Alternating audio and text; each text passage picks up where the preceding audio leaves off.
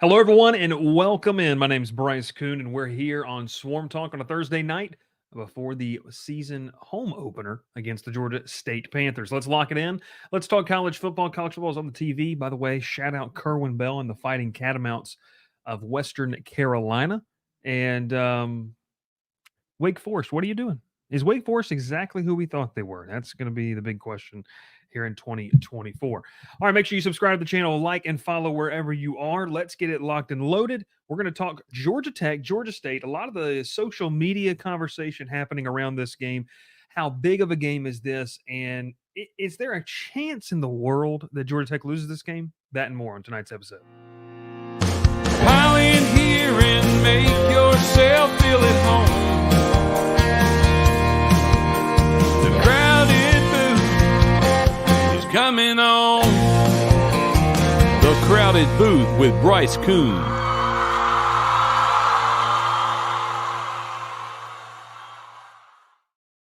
All right, welcome in. Ralph and Wheeler in the background hanging out. I'm sure watching. North Dakota State just scored another touchdown, by the way. So there's that. That was a minus 10.5. Don't know where you got that one. I didn't touch it. I don't think they touched it either. But we're getting closer and closer to kickoff between Georgia Tech and Georgia State. And a quick reminder, for some reason, and I don't want to call you this because if you can redeem yourself if you show up on Saturday. If you are, for some reason, a rock dweller, like you've just been living under a rock, or like our friend Ramblin' Rick, maybe you were just in Ireland and you didn't know what was going on back in the States. Saturday, we're going to have a lot of fun on the 5th Street Bridge. Come and hang out with us. We're going to have a tailgate. We'll have some food and some drinks. Make sure to kind of bring what you have going on there. We will have more drinks than we will have food. So bring a chair. Come hang out with us. The tailgate will start around 2 o'clock. Unofficially, Ralph and I will be hanging out down there, and then we'll be getting there a little bit later. Show at 4:30 to around 5:30ish, and then we will begin that walk over to Bobby Dodd Stadium for Georgia Tech against Georgia State. A lot of big things happening on the timeline, I would say, over the past, let's say maybe, who knows, the past 24, 48 hours. And a lot of this has originated from our guest on the show on Tuesday night, which each and every single week we are going to be having a behind enemy lines kind of show in terms where we talk with the opposing team of the Georgia Tech on that week's schedule, a writer, podcaster, reporter. And we're going to dive into who are they, learn more about them, just informational stuff for the Georgia Tech fans to kind of know more about the opponent, a little know your foe action. So all that being said, we kind of sit here, and Ben Moore, 24/7 Sports, good friend of mine, hopped on, covers Georgia State, has been doing it for a very, very long time. Was a good episode, good podcast, and hey, we've had 2 great guests, Bud Elliott last week, and then Ben Moore this week. But the show went well. Social media after the fact, I think that's the part for me. Social media after the fact has been kind of all over the place, and we'll talk about it. Is there a scenario where Georgia Tech loses this game on Saturday? I'm going to go ahead and spoil it for you. Yes, there is a scenario. Anybody can beat anybody on any given Saturday. So, is it likely? I don't think so, but we'll see. So, let's talk though a little bit about this game in general. What does this mean? What's at stake here? Well, we've sat here and talked about, I would say, ever since probably, good Lord, at least the spring. I mean, maybe right after the season started. Ralph in the comments, I love it. But we've talked about how this is a trap game. Now let's define what trap game means here. Okay, when I say this is a trap game, I mean that this is a game Georgia Tech should win on paper. They should win in real life, but due to whether it's placement, due to what happened the previous week, due to other type of circumstances, and when I say placement, I mean where you were at on the schedule, that it could be seen as a potential letdown game in terms of you're on this emotional high. You got to watch out for this one because this could be a sneaky one that you might just pencil in as a win. Now, look, Brent Key has said that he never pencils in anyone for a win. That's what he's supposed to say. He's the coach. This team has all the right attitude. I agree. But a lot of people have been getting offended when the term trap game has been used. And the people who've gotten offended by it have essentially been the same group, or essentially affirmed the point that we've made that yes, you shouldn't lose this game. This is a game that you're still favored. And I don't remember where Bet Online has this, guys, but I think it's still around 20 and a half or 21 and a half points. Let's just call it what it is. You're supposed to be around a 3 touchdown favorite. So everything that you've argued against being this and being a trap game is the very argument that you make for it being a trap game, a game you should win on paper, a game that you should be able to take care of, a game that you shouldn't have to worry about playing in, a night game in your own stadium. So like I said, this is the placement, and Ralph gets right there, 20 and a half points. This is, for me, it's a trap game in the sense of where it's on the schedule. You had the emotional high coming off of a win against Florida State. You add in the travel aspect, which could have a little bit of an effect. And then you have to turn around and play a team that has former players that will start against you, has players that maybe felt like they could play at your school but weren't recruited heavily, and then just has obviously your former co-defensive coordinator, has another former analyst on staff, and has a lot of connections. And then you also have the fact of the recruiting factor. I mean, Del McGee's done well so far with in his first year in terms of recruiting and bringing in talent through the portal. He did a good job for what he could have been able to do in terms of when he took over the job, kind of middle of the spring, like. But this has a lot of ramifications within the state of Georgia. So this is a fun matchup. It's people call it the Battle of Atlanta. I like where some people have sat and said that this could be the Battle of Marta, the battle for the Marta Trophy, which would be absolutely hilarious if they pulled out. And someone said that they should have the Marta Trophy that blocked the Georgia Dome from the TV when the Georgia Dome was imploded. That's what they should give as the trophy, that actual Marta train. So take that with what you will.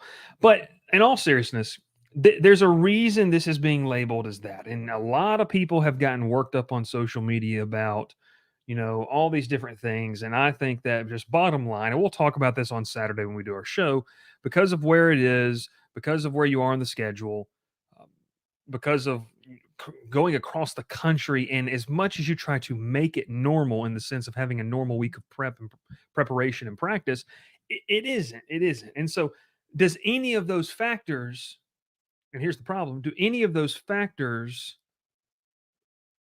mean that Georgia Tech will or will not win the game? No, they don't. And I'll spoil for you. I think Georgia Tech does win the game.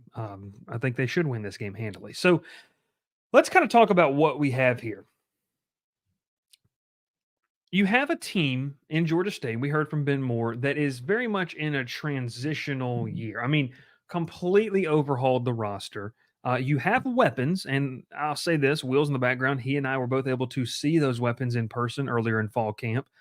They've got some athletes. They've got some guys that can obviously play. They've got some players that I think are going to impress some Georgia Tech fans and just people in general. Like, they've got some good football players on that team.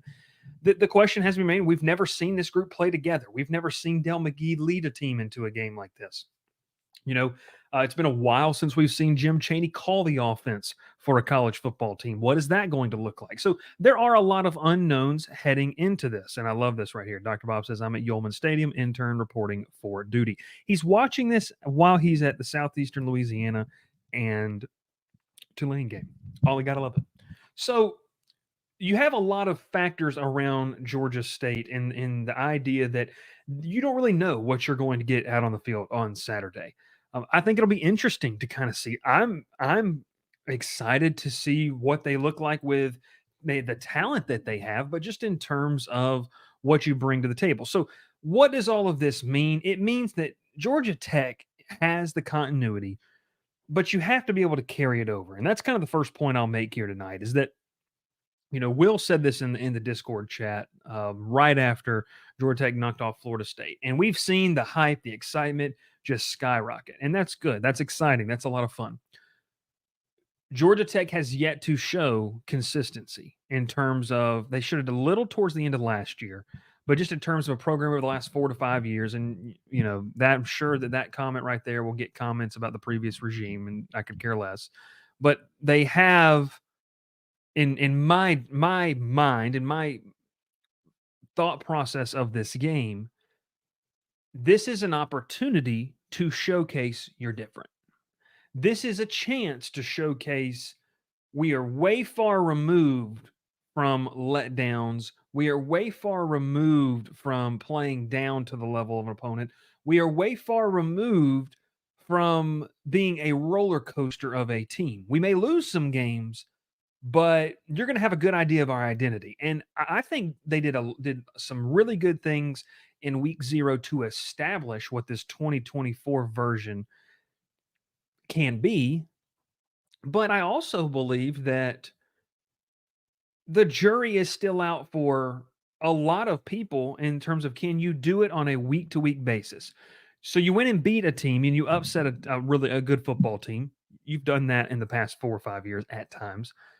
Now comes the opposite end of the spectrum here where can you dominate a team that on paper you should dominate? So if Georgia Tech wins this game, 27 to, I mean, I don't know, 34 to 28, I mean, that'd be interesting. We'd have a lot of things to talk about in terms of maybe they're not quite there yet, or maybe Georgia State's better than we thought, certain things like that. But if Georgia Tech goes and wins this game 45 to 17, 45 to 14, 52 to 17, which I think I picked that to be the final score. If that's the case, then you have to feel really good about, you know, you have to feel good about where the program's heading in terms of the level of focus. Now, a big consensus answer that I've seen is, well, Brent Key won't let this happen. That's kind of an interesting thing, an interesting argument in my mind in general, because you could say, well, did Brent Key let Bowling Green happen? Brent Key's not letting anything happen. Now, ultimately, your head coach is going to be held responsible, win or lose, success or defeat. But it's the play on the field that's going to matter. And once these guys get on the field, there can be obvious situations where coaching or preparation needs to be better. But I think in this case, this is more on the players in the locker room. This is more on some of the veterans that have been in situations like this where you have lost to Bowling Green, Northern Illinois. You've lost to teams that on paper you should have won. And we can sit and say it's different, it's different, it's different. I might be different in the sense of way I view it in show me, show me. A lot of the talking and all that kind of stuff, it's good to hear. Let's see it on the field. If Georgia Tech goes out and wins this game 52 to 10, then that is going to speak volumes about where the focus level of the program is, in general. Now, comment here I want to get to because GT Boy says this. He goes, I don't think he'll let it happen. I don't think he has any ability to let things happen or not let things happen. It's an interesting take. And I don't understand the argument of that. I think he's teaching them how to prevent it from happening. Well, let's prevent it from just win the football game. I think if you start hyper focusing on we can't make this a game where we are overlooking or we're worried or we're doing X, Y, and Z to not let this happen. That's when that becomes you've put this on a pedestal to where it's kind of taken its own life in social media at this point. But that's where you kind of put it on this pedestal. Now let's also turn around and say this too. If you go and win the football game and you go about your business, then it just continues to back up what we think we believe or what we think we know about a Brent Key-led Georgia Tech team in 2024. Now, the biggest difference, I think, and we talk about, the title of this episode and just keeping rolling is defensively. Defensively, you faced a better team in week 0 and you won some battles. Defensive line won some battles. Linebacker play was really good. Safety and defensive back play was great. But in this game, does it carry over in the terms of now you're going to dominate? Does it carry over in the terms of now here's an opponent that has less talent on the field than us on paper, and we don't play down to the level, we don't mess around, and we don't this isn't a game in the fourth quarter because that's what this should be on paper. So does the defense carry over from Ireland? Is it a run stuffing, suffocating defense to where whoever's starting at quarterback, and it might very well be a guy that was a backup for you and Zach Gibson, whoever's playing quarterback for Georgia State on Saturday night doesn't have time to progress through reads because the chemistry factor with his receivers, well, it didn't matter anyways because he's not able to. He's a one read, and he's got to find something to do with the football because the pass rush is so advanced. This is where I would like to see Romello Height, who played well, in my opinion, in week 0, really take this step in terms of, okay, now you're a bona fide one of the best pass rushers in the ACC. Like you're realizing that potential that you had in high school. So I think that you want to see certain players rise to the occasion. Lamiles Brooks looks so much more comfortable in the role that he had in week 1 compared to all of last year in 2023. Does him playing up more and being that guy that can roam around and make plays, does that benefit him more? Do we see that on display? Do we see disruptive play in general from this defense? I think that this needs to be a game where we talk about all the new parts. Georgia State has a running back room that's got a lot of names in that room. They've got a physical wide receiver room in terms of just big-bodied receivers that could pose a challenge potentially to your defensive back core. But if all these things that we sat here and talk about, and the things we talked about on Tuesday night with Ben, if none of those things, you want to make all those a non-factor, and I think that would show tremendous growth, and it really would show that, hey, Georgia Tech is going to keeping rolling. They're just going to pick up each and every single Saturday. Have they made that ascension as a program? Or week 0 was great. Week 0 was fun to look at. It was really cool to watch, but it's really, really hard to do what you did each and every single week, or what you did in week 0 each and every single week. And that's, I think, what we could learn from this game is the opponent, the helmet, the logo on the helmet. Does that factor? Because you can say all the right things. I've been around college football, watched enough of college football in my life to know that coaches and players in press conferences are going to say the right things. They're going to be coached to say the appropriate comments and the appropriate things. But here's the thing for me is that if you're sitting in this game on Saturday and it's a 10-point game in the third quarter, no one really cares what you said in the Tuesday presser. No one really cares what you said in the Wednesday presser.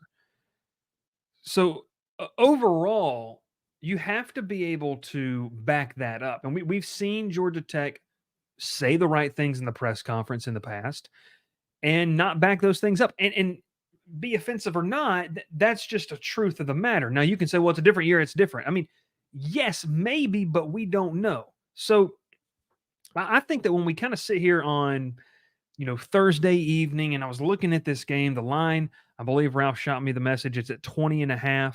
So when you look at what you could see on the field on Saturday is you need to see carryover. You need to see the nameless, faceless opponent. That's the mentality Georgia Tech has to carry into this football game because, I'll say that for the offense as well. Like, don't worry about it. It's not the number 10 team ranked in the country, but it's a team coming into your house, and we'll get to that. That'll be my last point. It's a team coming into your house that you're playing at night. It's going to be a whiteout at Bobby Dodd. Like, they're getting up for this game. You have to have that same level regardless of the opponent because that's what the great and elite programs do. They don't circle the 3 or 4 games on their schedule each and every single year and say, okay, well, here's the games that really matter. And I'm not saying that anyone's saying that publicly, but that you just week in, week out, you become this machine that doesn't matter. Our job is to beat them. Our job is to win. Our job is to dominate on the field. I think that's what they're trying to build towards. I think that is what they can build towards and they're working towards. But we'll see. I mean, it'll be very interesting to watch. Is that the same mentality? Do you start out slow out of the gate? Does Georgia State capture some type of momentum in this ball game early on that could make it go one way or the other? That to me will be very, very interesting. So I'll get to a couple of the comments here, and we'll talk about this. But I did want to hit on this last part. So offensively and defensively, like there's not really much to talk about. You should win this game. I mean, this is a game where offensively you should be able to do what you want to do. Defensively, you should be able to do what you want to do on paper. Now, is it that easy to sit there and say that's going to happen? Maybe, maybe not. We'll have to see. But in terms of just no drama, no self-inflicted mistakes, and it kind of gets to this question right here that Dev asks: what does Georgia Tech need to do to win? No drama, no mistakes. Just do what you do. If Georgia Tech execute, and that sounds such like a honestly a Brent Key type of answer, but if Georgia Tech does what they need to do in this scenario, then this shouldn't be a ball. This shouldn't be a competitive ball game in the fourth quarter. I mean, they should be able to take care of business. This is a legitimately really good offense and a defense that I think has improved. Improved how much? I'm not going to overreact to one data, one sample of data. We need to see more than just 1 week to really be able to prove that. They played really, really well last week. We can all say that. A really, really good defense doesn't matter who they're playing. They dominate week in, week out. We'll see if that takes place. So just play your game. Don't try to make this bigger than it is. Enjoy the atmosphere. 8 o'clock kick. You're on ACC Network. You're the night game on the ACC Network. A big broadcast team for ACC Network is going to be in town. Enjoy the moment.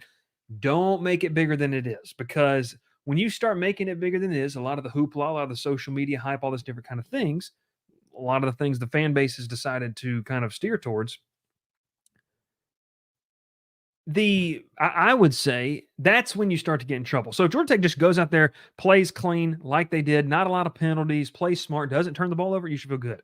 Now to Dev's second point here, he goes, conversely, what does Georgia State need to do to win? Well, in any upset, you need turnovers. You're going to have to win the turnover battle. I think you're going to have to come out swinging. So we talk about the emotions in this game. The fan bases, between the fan bases, that's already there. That's accounted for. The good thing is none of that matters when you take the field. It's the 11 versus 11 matching up against each other. How does that act? How does that work? For Georgia State to win this game, to your point, Dev, you need to see, I don't even know if necessarily be surprised, but I think let's start offensively. You got to come out swinging. You got to come out throwing big punches early on, establishing whether it's your run game, establishing a passing game. Really, something I think big plays. You got to hit on them. You got to hit on some explosive plays, and maybe early on to kind of take the wind out of the sails of this team. Because look, I'll be my last point. But that to me is a recipe on the offensive side. Defensively, you got to win the turnover battle. And I saw this right here too, and I wanted to get to this. Alex says this is a great point. Alex says Georgia State needs to somehow force us to pass the ball and hope King turns the ball over. I think that's their key to the game. You can't let Georgia Tech's ground game get going. If that gets going, it's going to be really hard to stop. Kind of like that avalanche effect we saw in the third and fourth quarters against Florida State last week. But if you force Haynes King to throw 30, 35, 40 times in a game, we don't know in 2024 what that looks like. Just one data sample. But when he has a run game established and then can kind of have his pick as a quarterback where he wants to go with the football, that's when he's the most deadly. Now, if he's also able to throw 30 or 35, 40 times a game and be effective, then you're talking about a playoff caliber team. We don't know from what we saw last year when you got in that situation. That's when you started to get in trouble. So that's going to be an aspect too. Kevin Scherer, Georgia State's defensive coordinator, knows pretty much almost anything and everything of how to attack Haynes King. Obviously, King progressed in the offseason, but there's still things that he knows, hey, this is where we could get him. This is where we could do that. So that's going to be a storyline that I'm watching is how does Georgia State attack him? Do they like to bring a lot of pressure? I think that, like you said, force them to beat you through the air. And if they do, okay, tip your cap. That's kind of where I sit with that. So Dev says, are you saying they need to get us into a shootout? I'm not saying don't get into a shootout.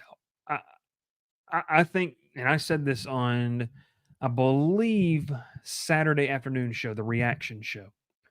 I think Georgia Tech can win in a lot of different ways. I don't think that they need this to be a rock fight or the other way. I think what Georgia State's going to do is they're just going to flat out beat Georgia Tech.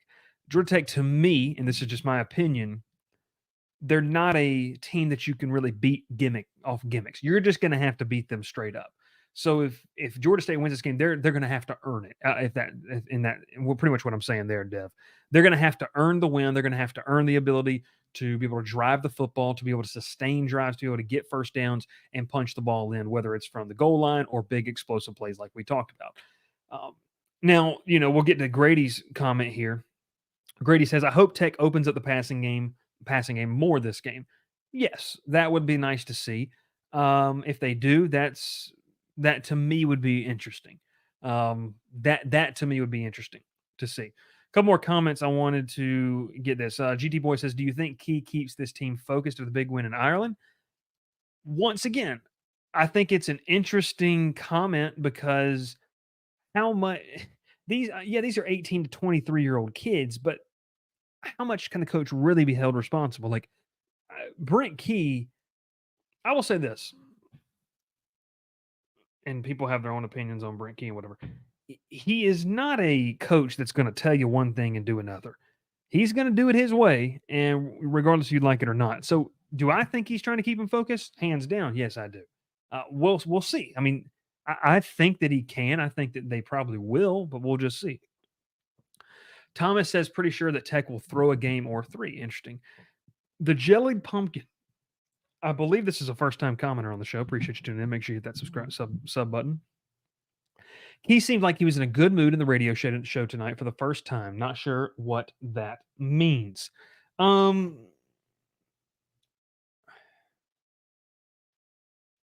You know, I think he's confident. He's got a silent confidence about this team. That's what I would say. That's kind of where I would go with that. Um, Alex says, I feel like we are very similar to Florida State in a lot of ways. We just played better than them. I mean, you played better in Florida State. I think that just bottom line, you go win this football game. You find any way necessary, whether it be physical, and you leave with a win because this does matter a lot. Now, this gets us to our final point of the evening. Like I said, we'll be there. We'll be on campus. Ralph and I'll be on campus nearly all day with the time we sit at the tailgate and everything and hanging out and all that kind of stuff. And I'm not just saying this because the two guys in the background have never been to a game, but I've been to a Georgia Tech game when Georgia Tech was Georgia Tech. I mean, like I've been there, and even in a down year, like the 2015 Florida State game was nuts and it was unbelievable. And I've seen Bobby Dodd packed out. Here's my thing: if you don't pack this game out, and this is we will talk about this right after the game because we'll do a wrap up show from the stadium right after the game. If you don't win this football game, or if you don't pack this game out, I don't care if they're playing. I don't care if this is VMI. The way that this team played last Saturday, and the win and the momentum they gained from that, Bobby Dodd needs to be rocking on Saturday night. 8 p.m. kick. I was telling Ralph a little bit earlier, it's going to be in the low 80s for a game time temperature. If you gave me a low 80s game time temp in Labor Day weekend, I'd think we're playing somewhere in the Midwest or a little bit closer up north. So they need to pack this game out. Fans need to show up. Fans need to show up and show out. They need to stay for 4 quarters regardless. This team deserves this. The team earned this.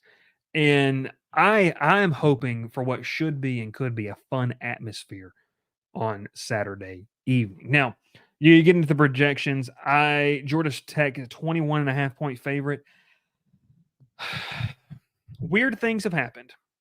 Ryan says he'll be there. So Ryan, I'm crossing you off the list like in the movie Billy Madison.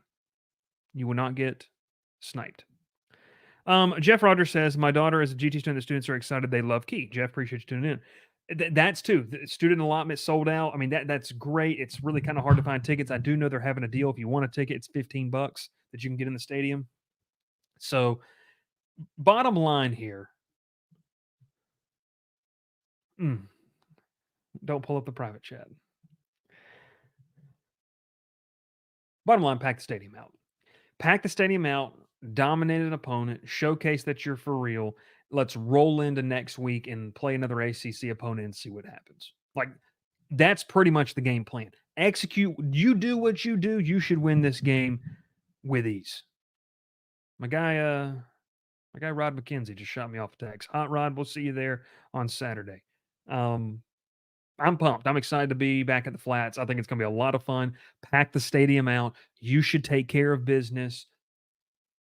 If we are sitting here having a conversation in the wee early morning, and Ralph, you heard me. Ralph and I are sharing a hotel room. Pause. if in the wee early mornings I'm sitting on a live stream at the desk in the hotel room, ranting and raving about a loss, it's going to be wild. It's going to be wild. Matt Hubbard says first 500 fans receive a Reggie Ball bobblehead. We are for real, like for real. I love that. Key is not going to show Q's anything they haven't seen. I will be there. How are you saying you're going to Syracuse, or you're saying you're going to Georgia State game? Bottom line, just go win the football game. Go win the football game. Alex, it's never mind. Gonna stop right there. Yeah, there you go. Hey, thanks so much for watching. Shorter show. I'm gonna hang out. Look, let's get the lowdown of the schedule of the weekend. A PSA, share it with your friends, share it with your family, share it with everybody and anybody. We're gonna have a loaded day on Saturday.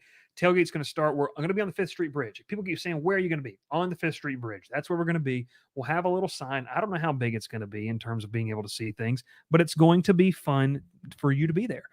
Hang out with us. We're going to have some giveaways. I think we're going to be giving away some Dr. Squatch soap. Who doesn't want to smell like me? I mean, come on. It's ridiculous. You need to get on that. You can get on that train, big dog. No Panda Express will be available to anybody. That is also true. There will be food. There will be drinks. There will be a good time. And people are bringing a lot of other stuff as well. We're going to have giveaways. We're going to have also, we got to talk about this too. Shout out to Lizard Tech. They're presenting sponsor. They're right down there. Georgia Tech grad sponsoring the tailgate, making the drive for free soap, says Matt Hubbard. Also, we're going to have Crowded Booth t-shirts. We're going to give out a couple. We're going to sell some. We'll barter. Well, you bring something to me. I've also said this too. Whoever brings me a Chick-fil-A. Hey, by the way, Rod McKenzie watching live, he said it's no longer the Crowded Booth, it's the Crowded Bridge. And so that's what we're rolling with. First person to give Will a kiss on the cheek will get 4 free bars of soap. And I don't even think Will has his headphones in and can hear us, but I think that, I don't think he does, but that's hilarious. Okay, but final couple things before we get out of here. Going to be a lot of fun. Make sure to check out. I'm flying into Atlanta. Ralph's picking me up at the airport. We're going to have a night. It's going to be fun. Come get some Dr. Squatch soap. Thanks so much for watching. Georgia Tech should win this football game. Georgia State, I think, is a fine opponent. I'm excited to see where Del McGee takes this program. But here in 2024, and let's also get this out. Will's in the background, and I'm just going to go ahead and say this. If Georgia Tech wins this game, I don't ever say win. If Georgia Tech wins this football game, okay? And we tried, I encourage, I challenge you to find the tweet, to find the message where Will said that Georgia State will win this football game. I challenge you. I challenge you to find it. It'll be interesting. Will Mannis, Ralph Larry, my name is Bryce Koon. We're all going to be at the tailgate. So come hang out with us. We'll talk more about this game, obviously, and other games going on. We'll be watching some games too. So it'll be very, very fun. I'm excited to see what Del McGee and company have there as well. And also shout out to Quan Marshall, GA over there with the wide receivers. Just so many connections. Check out PantherTalk.com for all the latest previews. Check out my boy Hot Rod over there, whipping some stuff up in the kitchen over there. Just north of 85. And sorry, Rod, we're not staying at your house. Those were the days. But we'll catch you next time. This is Ralph. Are you going to hit the button, or do I need to just hit it? Ralph's got it. Preview show. Georgia Tech should win this game. I'm saying Georgia Tech, take the money and run. Minus 20.5. I'm taking the Jackets over the Panthers. A big statement win in terms of, hey, it wasn't a one-off. We can go dominate a G5 opponent, and let's get ready for Syracuse next week. My name is Bryce Koon. Thanks so much for watching. We'll see you Saturday, 2 o'clock. Pile in here and make yourself feel at home. The crowded booth is coming on. The Crowded Booth with Bryce Koon.